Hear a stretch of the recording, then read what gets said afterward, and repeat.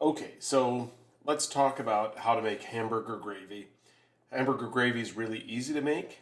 The important thing is just to use good ingredients and observe a few techniques. If you understand the purpose of the ingredients and the techniques, it all works out. So the first thing I would say is you do not start with a hot pan. Warm is fine. I've got this just warming over the burner.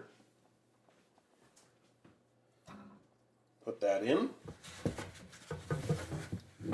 Now the reason I don't put it in a hot pan is because I'm not adding any additional fat. And so I want it to slowly render out and lubricate itself in the pan. So now I'm going to turn it up to about the temperature where I'm going to brown it. And then I'm going to start separating this beef.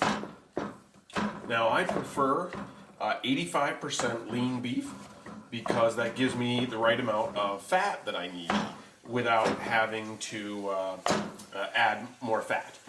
There's really nothing that says you can't use leaner beef, but you probably will need to add some additional fat to the pan when it comes time to coat the flour in fat, which is the first step in making the roux for the gravy. So this will take just a couple minutes. It's going to loosen up in the heat, and at a certain point I'll show you how I get it very fine. I like my hamburger gravy. I don't like big lumps of gravy. I like it just the opposite. I like the hamburger to have sort of fine, be in very fine pieces throughout the gravy.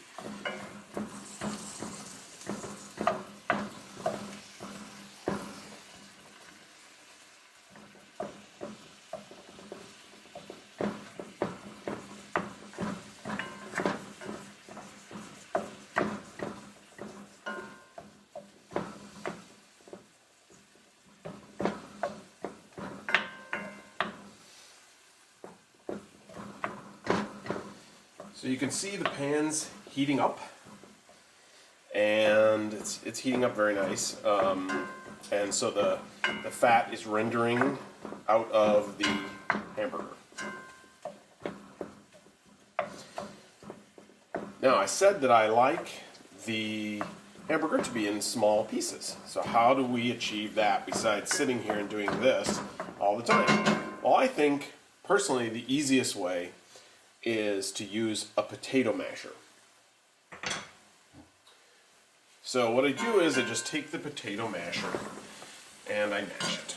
And you can see that it comes through the holes in the potato masher in a pretty uniform way. And I think that gives you, it doesn't look very appetizing right now, that's for sure. But it gives you a really nice uniform breakup of the meat.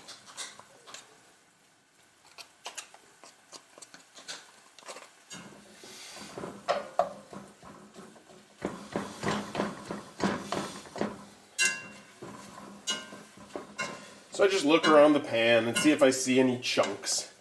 And if I see any chunks, I'll run them through the potato masher. And now it's all broken up uniformly. And so it'll also now cook, of course, a lot more evenly. And because the pieces are small, a little bit faster.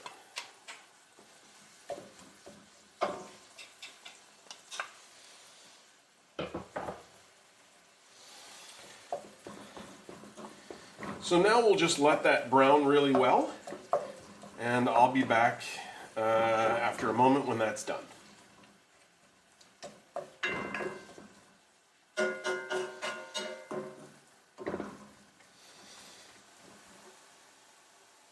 Okay, so you can see that this is now perfectly browned.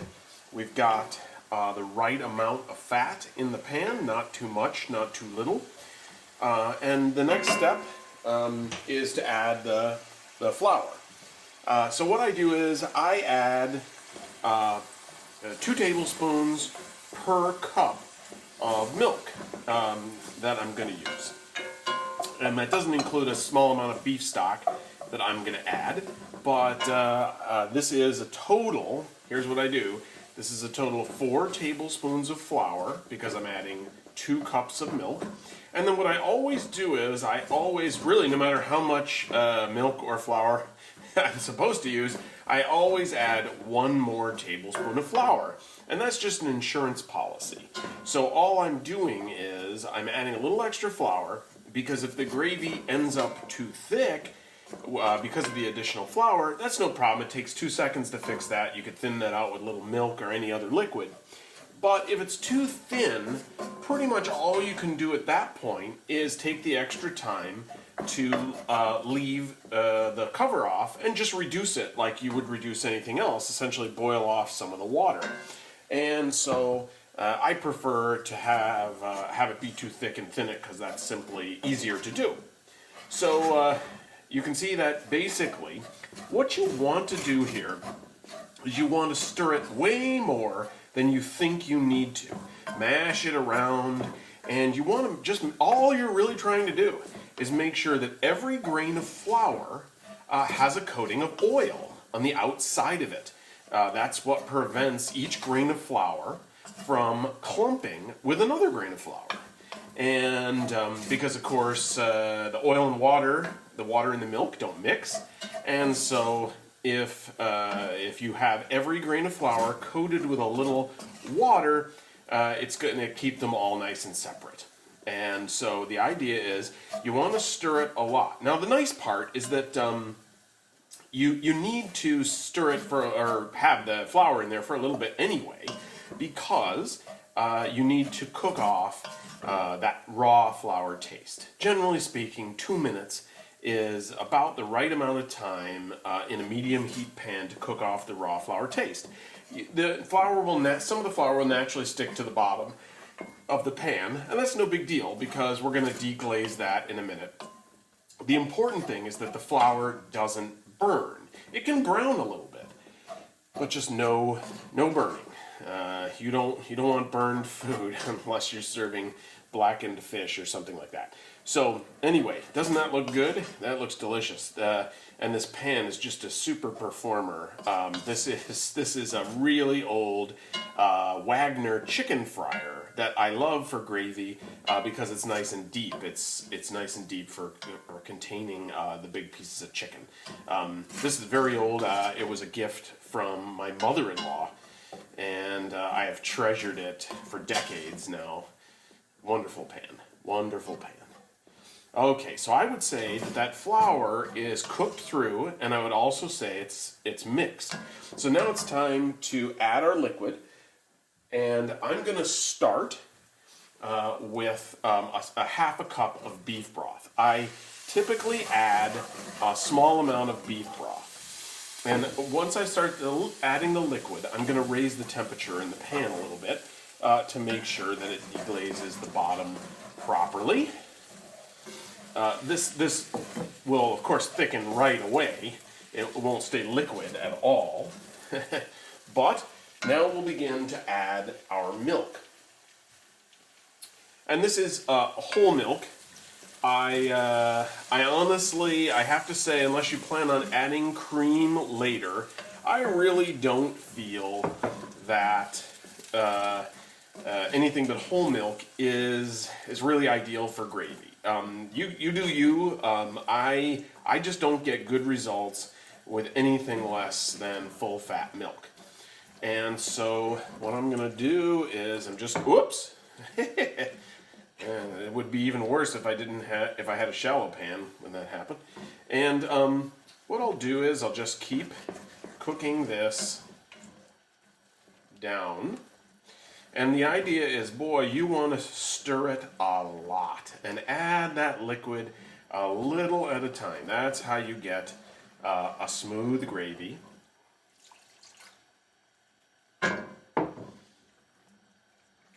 It really doesn't take more than an extra minute to just add the milk a little at a time. And it will all just thicken beautifully.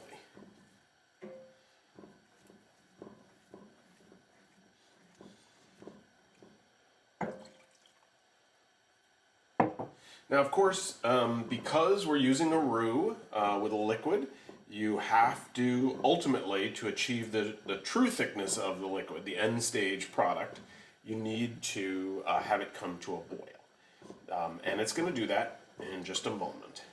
We're on medium heat right now. And all I'm doing right now is just making sure that nothing is sticking to the bottom of the pan. Pretty much, except for the meat, just about everything in this pan really doesn't like to be heated. The flour, against metal at least, the flour, the milk, these are all things that can burn, and so you want to just keep it moving. And now that I think it's getting close, I'm actually, as soon as I see some sort of wisps of steam coming off of it, I'm going to reduce the heat slightly, just because I'm going to stir it less.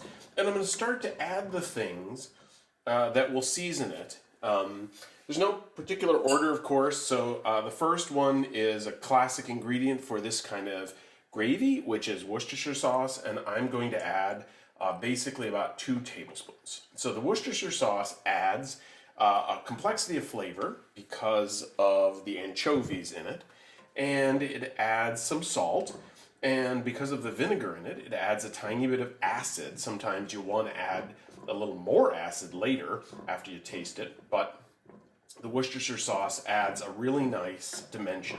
You don't want to overdo it, then it starts to not taste like beef anymore, and it starts to taste like something that came out of a can or out of a cafeteria.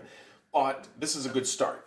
The next thing is your dry ingredients. Anything that, so I always add a little bit of garlic powder. That's about, I would say that's about 1/4 of a teaspoon, not much. You're just looking for a background umami. I always add a little smoked paprika, and once again, I'm adding only about 1/4 teaspoon. And I'm going to reduce, I can see it's already boiling here, so I'm going to actually reduce the heat further, not because I want it to stop boiling, but because I only need it to boil. It doesn't need to do anything more than boil. And so if I have it at a very low boil or a high simmer, it's going to be just fine. So then I'm going to add a whole bunch of black pepper.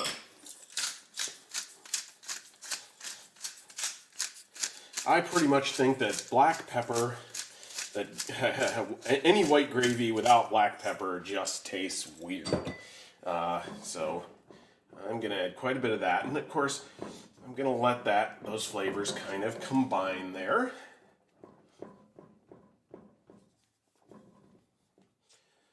Now remember, unlike sausage gravy, the basic ingredient, the initial ingredient, the hamburger has no salt in it. And of course, the milk has no salt. And so, you're going to have to very carefully adjust the salt. The beef stock has salt in it, and of course the Worcestershire has a little bit, but the rest of it really doesn't. So I'm going to just taste this and see what I think. Definitely needs salt, which I expected, of course. And so now we have to decide how we want to add that salt. So what I'm going to do is, because I want a little bit of kick in this, I'm going to add some Frank's Red Hot. And I'm doing that first because Frank's Red Hot's got plenty of salt. And so if I got it to the level of saltiness I wanted in the end, the Frank's Red Hot would make it too salty. So I'm adding that first and stirring that in. I'll tell you, boy, that is looking good and smelling good.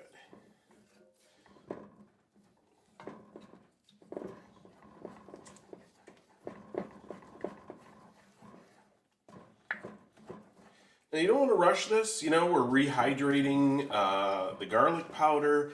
We're letting all the flavors marry. Sometimes you want to throw gravy together quick, but I don't have any rush in it right now. Okay, so still need some salt.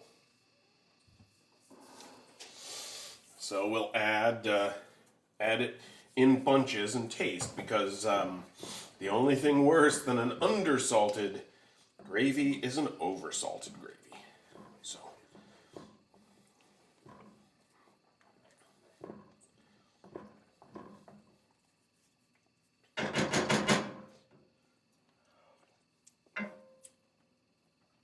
It's just about right there. It needs a little bit more salt. I'll put in, this is kosher salt, so of course the volume's a little bit higher for the amount. It's about a half teaspoon, and my guess is we'll be right there. And so we'll let that dissolve, and we'll spread it through the gravy. I'm telling you, if you don't think that looks good, you and I are very different people. Tonight I'm going to serve this over toast. I like the heterogeneity of the toast because it's nice. The crunchiness of the toast contrasts really nicely with the smooth creaminess of the gravy. But you can serve this, of course, really over any starch. It's great over mashed potatoes, great over noodles, great over rice, great over biscuits. Can't beat it over biscuits. Okay, so the salt in that is absolutely perfect.